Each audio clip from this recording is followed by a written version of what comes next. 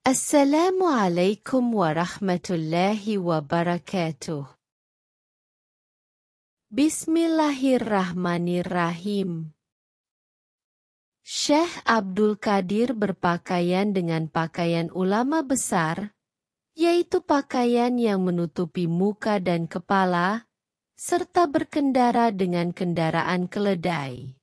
Saat menghormati tamu, Tuan Syekh membuka kerudungnya dan saat mengajar, ia duduk di kursi tinggi agar dirinya terlihat dan ucapannya terdengar jelas. Terkadang Syekh Abdul Qadir seperti berjalan di angkasa, kemudian kembali lagi duduk di kursi. Dan hal itu disaksikan orang-orang yang hadir. Dan perlu diketahui, waktu Tuan Syekh hanya dipergunakan untuk taat kepada Allah semata. Pelayan dekat Tuan Syekh, yakni Syekh Abu Abdillah Muhammad bin Abdul Fattah Al-Harawi mengatakan, "Saya menjadi pelayan Syekh Abdul Qadir, Al-Fatihah, selama 40 tahun. Selama itu bila sholat subuh, beliau masih menggunakan wudhu Isya. Kalau berhadat segera memperbarui wudhunya dan menunaikan sholat sunnah 2 rakaat.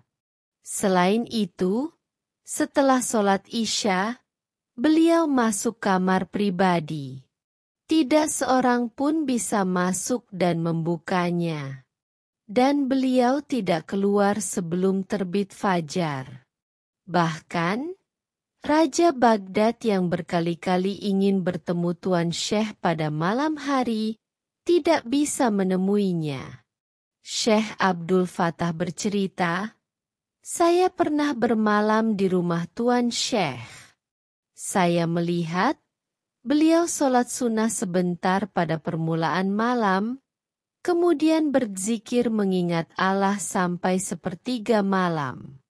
Setelah itu, beliau membaca Asmaul Adham yang 9, yaitu Al-Muhithu, Ar-Rabbu, As-Syahidu, Al-Hasibu, Al-Fa'alu, Al-Halaku, Al-Haliku, Al-Bariu, Al-Musyawiru, hingga tubuh beliau naik ke atas dan menghilang dari pandanganku. Kemudian, beliau kembali ke kamarnya, sholat dengan khusyuk, dan membaca Al-Quran hingga habis sepertiga malam kedua.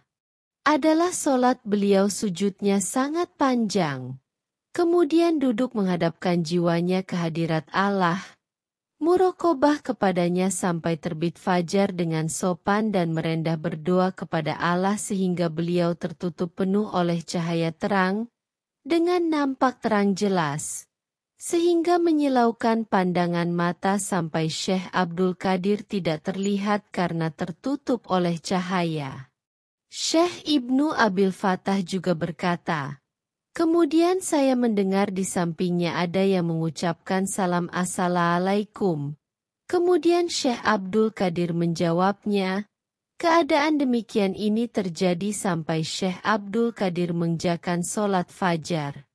Syekh Abdul Qadir telah berkata, tak sepantasnya seorang ahli tasawuf memulai dan bertindak sebagai mursyid, kecuali telah dianugerahi Allah ilmu para ulama, siasat para raja, kebijaksanaan para ahli hikmah." Syekh Ibnu Fattah juga mengatakan, pada suatu hari, ada seorang melapor kepada Syekh Abdul Qadir bahwa dirinya mengaku pernah melihat Allah Ta'ala dengan kedua matanya. Kemudian Tuan Syekh bertanya, "Benarkah apa yang dikatakan orang-orang bahwa engkau pernah melihat Allah dengan kedua matamu?" Orang tadi menjawab, "Iya benar." Akhirnya Syekh Ibnu Abil Fattah melarang untuk mendengar jawaban orang tersebut.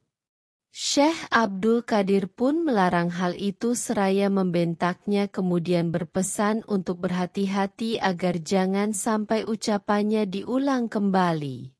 Selanjutnya, Syekh menoleh kepada mereka yang hadir seraya menanyakan, pengakuan seperti itu benar atau salah? Tuan Syekh melanjutkan, dia benar, tapi dalam kebimbangan. Sesungguhnya yang melihat cahaya keindahan Allah adalah mata hatinya.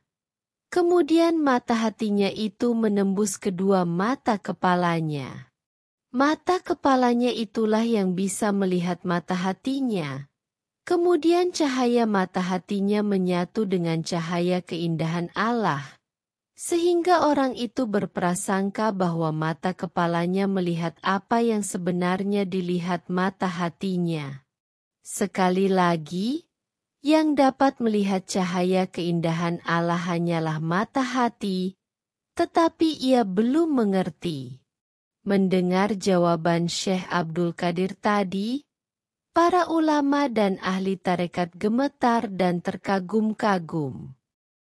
Syekh Ibnu Abdil Fattah berkata, pada suatu ketika, Syekh Abdul Qadir melihat seberkas cahaya berkilauan menerangi ufuk langit. Tidak lama kemudian menampakkan diri, cahaya itu memanggil-manggil. Wahai Abdul Qadir, Al-Fatihah, aku adalah Tuhanmu, sungguh aku perbolehkan untukmu semua yang diharamkan. Maka Syekh Abdul Qadir menjawab, A'udzubillahi minasy syaithanir rajim, yang artinya, aku berlindung kepada Allah dari setan yang terkutuk.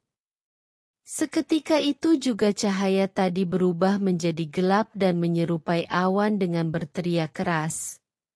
Wahai Abdul Qadir, Al-Fatihah, selamatlah engkau dari tipu sesatku berkat ilmumu tentang Tuhanmu dan berkat pemahamanmu tentang kedudukanmu.